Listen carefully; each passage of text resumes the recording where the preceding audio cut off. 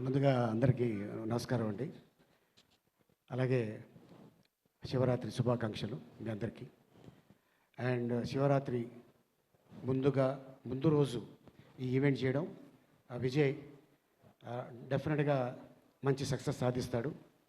And అంతేకాకుండా ఇందాక చెప్పా లక్కీ హ్యాండ్ ఒక రెబల్ స్టార్కి సతీమణిగా, ఇంకో రెబల్ స్టార్కి పెద్దమ్మగా, అంటే మా డార్లింగ్ ప్రభాస్కి. అండ్ ఎప్పుడు ఏ షూటింగ్కి వెళ్ళినా కూడా జనరల్గా లొకేషన్కి రాగానే పొద్దున్నే ఒక యాక్టర్కి ఒక డైరెక్టర్కి ఒక బాండింగ్ ఉంటుంది. అదేంట్రా అంటే సీన్ డిస్కస్ చేయడం. కానీ మా కృష్ణరాజు గారు మా ప్రభాస్ పొద్దున్న వెళ్ళగానే డార్లింగ్ ఇప్పుడు బ్రేక్ఫాస్ట్ అయిపోయిన తర్వాత మధ్యాహ్నం ఏం తింటావు? అదే ముందు షూటింగ్ స్టార్ట్ అయ్యేది ఇప్పుడే కదా తిన్నాం, ఇంకా అరగలేదు. ఇప్పుడు చెప్తే వాడు ప్రిపేర్ చేస్తాడు. అది ఆషామాషి ఫుడ్ కాదు అది. అంటే ఇతను ఎలా చనిపోయాడండి అంటే ఫుడ్ తిని చనిపోయాడండి, ఆ టైప్లో ఉంటుంది. అంత ప్రేమ ఉంటుంది. అండ్ అంతేకాకుండా ఇందాక అక్క చెప్పారు, మలేషియాలో ఒక బర్రెల్ గ్రౌండ్లో షూటింగ్ చేస్తున్నాం. రాత్రి 3 గంటలకి చెమ్మ చీకటి. దగ్గరికి వచ్చి అరే అలీ కీమా బిర్యానీ ఉందంటావా?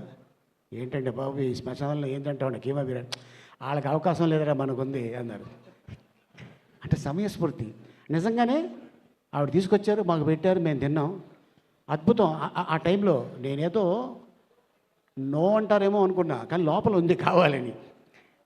అట్లాగా ఎన్నో దాదాపు 40 రోజులు మలేషియాలో ఉంటే రోజుకు ఒక ఐటము రిపీట్ అయ్యేది కాదు. మరి ఆ చేతిలో మరి ఏముందో, అందుకే ఆయన అలా పడిపోయాడు అంతే, మా అక్క చేతిలో ఆయన. అండ్ అంతేకాకుండా విజయ్ ఈ సోల్ ట్రిప్కి మమ్మల్ని తీసుకెళ్ళటం, అలాగే నిర్మాతలు ఆయన మీద ఎంత నమ్మకం ఉంటే ఈ ఎపిసోడ్ల మీద ఈ ఆర్టిస్టులు తీసుకెళ్ళటం, జగపతి బాబు గారు, శ్రీకాంత్, నేను, అలాగే ఆకాష్ పూరి, అలాగే రాజశేఖర్ గారు పిల్లలు, అలాగే ఇంకొక అమ్మాయి. అండ్ ఇలాగ ఎంతోమంది 6 ఎపిసోడ్లు చేసిన విజయ్ నాకు తెలిసి ఇది 600 ఎపిసోడ్లు చేయాలని నేను ఆశీర్వదిస్తున్నాను. And all the best Vijay. ఇది డెఫినెట్గా మంచి కాన్సెప్ట్ అవుతుంది, మంచి పేరు వస్తుంది. జనరల్గా ఎవరన్నా వస్తే ఒక గెస్టు కూర్చొని 1-2 మాట్లాడుకోవటం, కానీ తను ముందుగా అక్కడ దొరికే ఫుడ్ ఏంటి, అక్కడ కల్చర్ ఏంటి, అదంతా చూసుకొని తిరిగి వచ్చి మాకు చెప్పాడు. ఒక్కొక్క ఆర్టిస్ట్కి ఒక్కొక్క చోట. ఇప్పుడు జగపతి బాబు గారు ఒక ఏరియా, శ్రీకాంత్ గోవా ఆ పక్కపక్కన విలేజ్లు, అలాగే నేను కూర్గ్ అని కర్ణాటకలో ఒక ప్లేస్లో తీసుకెళ్ళాడు, అలాగే ఆకాష్ పూరి కులు మనాలి, ఇలాగా రకరకాల ఏరియాల్లో వెళ్ళి తను రిక్కీ చేసి ఆ తర్వాత మమ్మల్ని అందరినీ తీసుకెళ్ళి, సార్ ఇక్కడ ఈ ఫుడ్ ఫేమస్ అంటే మీకు అదే తెలుసు, నేను ఆల్రెడీ వచ్చాను కాబట్టి చెప్తున్నాను సార్, అందుకోసం మిమ్మల్ని ఇక్కడ తీసుకొచ్చా. అండ్ ఇంకోటి ఏంటంటే ఆ సోల్ ట్రిప్లో ఆ పైన ఒక డిజైన్ ఇచ్చారు, చూసారు వాళ్ళు, కొండలు అప్ అండ్ డౌన్ ఉన్నాయి. మన జీవితాల్లో కూడా ఒడిదుడుకులు ఉంటాయి, సక్సెస్ ఉంటుంది, ఫెయిల్యూర్ ఉంటుంది, కానీ మన హార్ట్ బీట్ కూడా ఇలాగే ఉంటుంది. ఇలా వెళ్ళిందంటే మనం లేవు. సో అట్టాగా ఆ సోల్ ట్రిప్పు తను డిజైన్ చేయటం.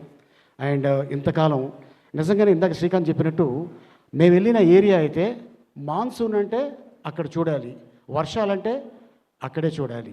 కుండపోత వర్షం దాదాపు 48 గంటలు మేము అక్కడ ఉంటే 46 గంటలు పడింది. నాతో పాటు మా ఆవిడ కూడా వస్తానంటే తీసుకెళ్ళా. ఒక విలేజ్లో పెద్ద చెరువు ఉంది, ఆ చెరువు పక్కన ఒక రూమ్ ఇచ్చాడు మాకు. దానిపైన రేకు షెడ్డు. వర్షం పడుతుంది, ఆ సౌండ్కి నిద్ర రావట్లా. ఇది ఇలాగే కంటిన్యూ పడితే పక్కన చెరువు ఉంది, పొద్దున్న లేచేసరికి మనం కూడా తేలుతుంటామా అని పడుకోలేదు మేము. మేము రాత్రి అంతా పడుకోలేదు సార్ ఈ సౌండ్కి. అదే వర్షం అండి బాబు, అది ఎవడో బిందుతో పోసినట్టే అంత సౌండ్ ఉండేది. మొత్తానికి ఎంజాయ్ చేసాం. అండ్ డెఫినెట్గా ఈ కాన్సెప్ట్ మీ అందరికీ బాగా నచ్చుతుంది. అంటే మా ఫెయిల్యూర్సు, మా సక్సెస్సు, మేము పడిన అవమానాలు, మేము పడిన మాటలు, అండ్ మేము పడిన ఆనందాలు, అలాగే మాకు ఎన్నో ప్రశంసలు వచ్చిన అవన్నీ షేర్ చేయడం జరిగింది. అండ్ అలాగే Vijay not only he's A writer cum director అనుకుంటున్నారేమో, తను హీరోగా 3 సినిమాలు యాక్ట్ చేశాడు. ఆ క్వశ్చన్ ఉన్నాయి సార్, రెడీ చేశారు. అది నువ్వు అడిగితేనే బాగుంటుంది. అడుగుతాను సార్. కొంచెం డీప్గా అడుగు, చెప్తాడు. Okay sir. ఎందుకంటే మమ్మల్ని డీప్గా అడిగాడు, మమ్మల్ని వదలలేదు కాబట్టి నువ్వు తగులుకో. సో అట్టాగా మమ్మల్ని ఈ రోజున ఈ ఈవెంట్ చేయడం అండ్ డైరెక్టర్గా తను సక్సెస్ అవుతాడు గ్యారంటీగా రాబోయే రోజుల్లో. అండ్ అలాగే ఆయన నమ్ముకున్న ప్రొడ్యూసర్స్ కూడా డెఫినెట్గా వాళ్ళు కూడా సక్సెస్ సాధిస్తారు. అలాగే మరి ఈ ప్రోగ్రాంకి వచ్చి ఆయన్ని ఆశీర్వదించడానికి వచ్చిన మా మిత్రుడు సతీష్ డైరెక్టర్, తను శతమానం భవతి ఒక నేషనల్ అవార్డు గెలుచుకున్న సినిమా. అంతకుముందు మేము ఒక సినిమా చేసాం దొంగల బండి అని. దాదాపు 30 మంది ఆర్టిస్టుల్ని మమ్మల్ని అందరినీ భద్రాచలం తీసుకెళ్ళి అక్కడ షూటింగ్ చేయడం జరిగింది. తర్వాత వాళ్ళ అబ్బాయితో ఒక సినిమా చేశాడు, అది కూడా సక్సెస్ సాధించాలని కోరుకుంటున్నాను. త్వరలోనే మళ్ళీ ఇంకో సినిమా కూడా తన డైరెక్షన్లో స్టార్ట్ అవుతుంది. ఇది అద్భుతమైన అవకాశం ఇచ్చినందుకు మీ అందరికీ ధన్యవాదాలు. అలాగే విజయ్ గారికి all the best. Thank you so much. Yes sir, చివరిగా ఒకే ఒకటి సార్, లాస్ట్ చిన్నది. అంటే ఇప్పటి వరకు మీరు చాలా వర్డ్స్ మాట్లాడుతూ ఉంటారు. ఆ పదాలకి ఎన్ని జనరేషన్స్ కూడా కొన్ని అర్థాలు తెలియదు. అంటే అప్పుడు ఎంద చాట, తర్వాత కాటరవల్లి, ఇప్పటికీ అర్థాలు తెలియదు సార్.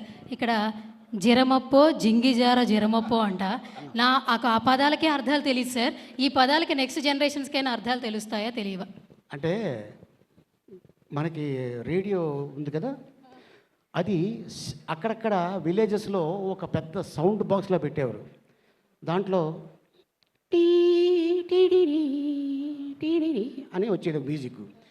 అంటే రేడియో స్టార్ట్ అవుతుంది రోయ్ ఆకాశవాణి అని ఒక వార్తలు చెప్పేవాడు. 1, 2 పాటలు వేసేవాడు. ఇప్పుడు సిలోన్ నుంచి వార్తలు వింటారు. సిలోను ఎక్కడ? శ్రీలంక. అసలు ఎవరికి అర్థమవుతుంది? అర్థమయ్యేది కాదు సార్. మీరు అదే అడిగాడు విజయ్ గారు, సార్ మీరు వర్డ్స్ వాడతారు కదా, అదేంటది, దానికి ఏమైనా లిపి ఉందా అన్నాడు. దానికి లిపి ఉందో లేదో నాకు తెలియదు, కానీ నేను చెప్పే డైలాగులకి నో లిపి. సో అట్టాగా అది జనాల్లో వదిలేను, అది సక్సెస్ అయ్యింది. ఎక్కడికి వెళ్ళినా కూడా ఎంత పిల్లాడు కూడా చేటగాడు అంటాడు నన్ను చూసి. సో అట్టాగా ఒక పాట వచ్చేది, అదేంటంటే నాకు కూడా అర్థమైంది కదా, కానీ సౌండింగ్ బాగుంది. కెరమప్పో జింగజారి కెరమప్ప, కెరమప్పో జింగజారి కెరమప్ప, అజ్జుల్లా గుజ్జుల్లా గుమ్మాలకిడి గుమ్మప్పో గుమ్మప్పో గుమ్మప్పో అని వచ్చేది. గుమ్మప్ప అని అర్థమైంది, అజ్జుల్లా అని గుర్తయింది, ఏదో అబ్దుల్లా లాగా వినపడుతుంది. అట్లాగా ఆ పాట. That's it. Thank you so much Ali గారు.